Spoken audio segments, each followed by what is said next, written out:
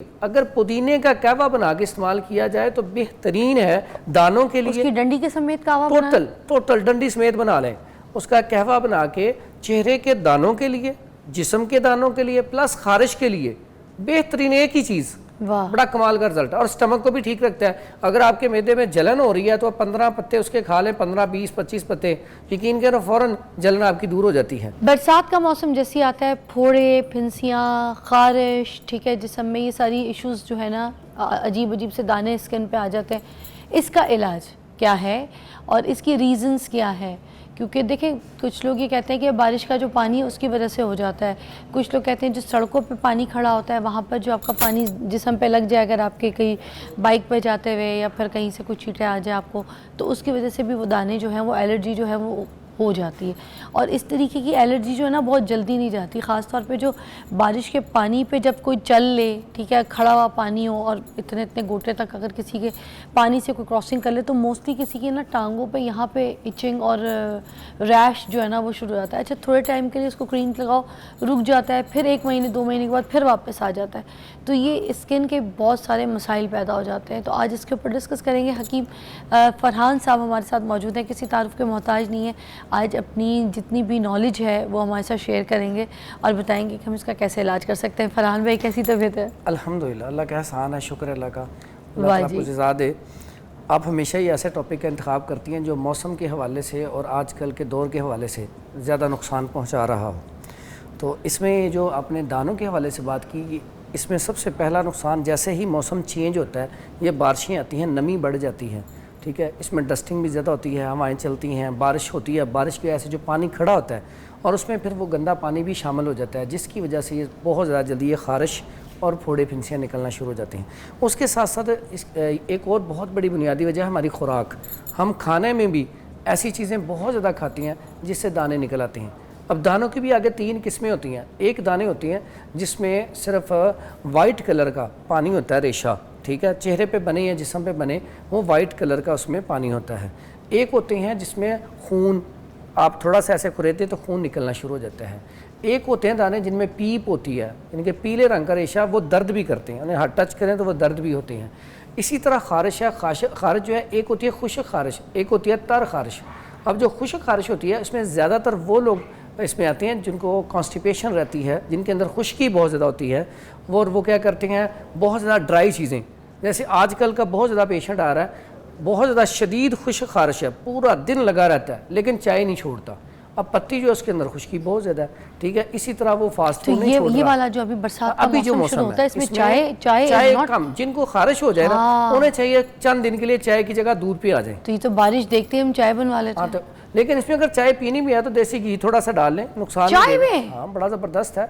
ऐसे अफराद जिनको ये मसला हो खारिश का हो, देसी घी में चाय मिला के पीना शुरू कर दें, इससे ठीक हो जाती हैं, ठीक है। पहले हमारे बड़े लोग क्या करते थे, देसी घी में चाय मिला के पीनी है, चाय में देसी घी मिला के, चाय में 1 कप में 1 चम्मच देसी घी बनने के बाद, हाँ जी, जब चाय बन के आ गई कप में, हाँ। अब इसमें 1 चम्मच देसी घी का डाल लें, बेहतरीन। ये देसी घी गरम करके डालना है? हाँ जी, वो गरम, वैसे चाय गरम है, उसने उसी टाइम मेल्ट हो जाना, अच्छा, जैसा मर्जी डाल दें।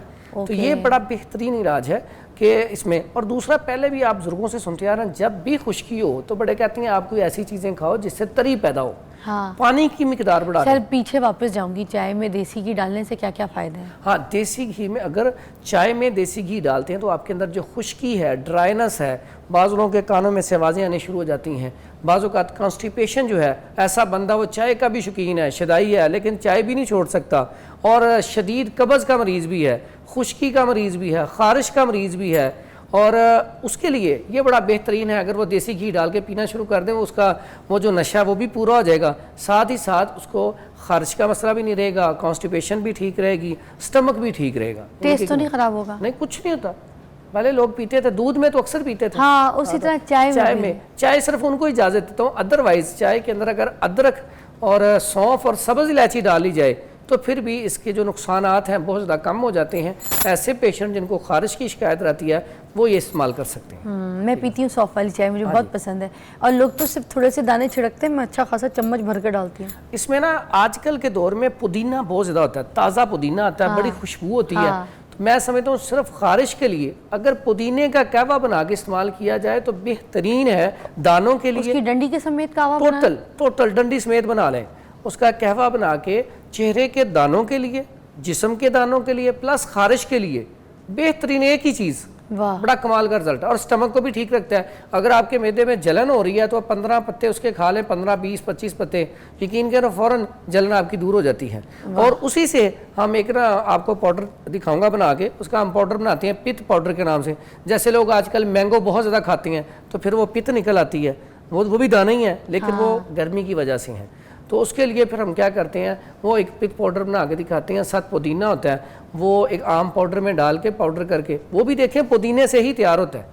पुदीना यानी कि पुदीने का सत उधर से तैयार होकर वो उसमें डाल के तो बेहतरीन है। फौरी तौर पे वो आपके जिस्म के ऊपर जो पित्त होती है, दाने होते हैं, जिसकी वजह से बच्चे सो ही नहीं सकते हैं, तो वो ठीक हो जाते हैं। तो दाने आपको पता है, वैसे ही आम रूटीन में देखें, आप भी हैं, कोई भी हो, मर्द हो, औरत हो, बच्चे हों, चेहरे के ऊपर दाने आ जाएं तो यकीन करें खूबसूरती जो है ना बहुत कम हो जाती है। वो ज़हनी तौर पे टेंशन में रहता है बंदा। लेडीज़ तो बहुत ज़्यादा, जिनका हर टाइम स्क्रीन के ऊपर जिन्होंने, उनके लिए तो बहुत ज़्यादा मसला है। इसलिए इसकी केयर करनी चाहिए, इसको नॉर्मल नहीं समझना चाहिए। ये अगर दाने बिगड़ जाए तो फिर फेस्टुला हो जाता है।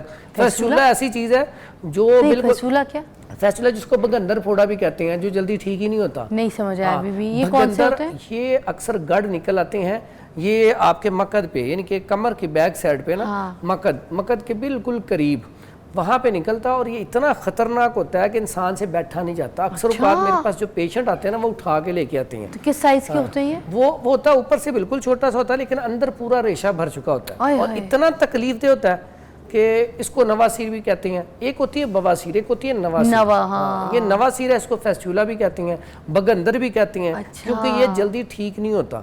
तो ये बुनियादी तौर पे ऐसे अफराद को होता है जो खुश्क ग़िज़ाएँ बहुत ज़्यादा लेती हैं, फास्ट फूड का इस्तेमाल करती हैं, या चावल बहुत ज़्यादा खाते हैं, या बैठने का काम ख़ास करके ये मसला ऐसे अफराद को होता है जो ड्राइविंग करते हैं या कुर्रा हज़रात जो पढ़ाते हैं, इनके जिनका काम बैठने का ज़्यादा, हर टाइम बैठे रहते हैं, उनको ये वाला मसला शुरू होता है। इसका क्या इलाज है? इसमें भी बड़ा बेहतरीन इलाज इंशाल्लाह हम बताएंगे।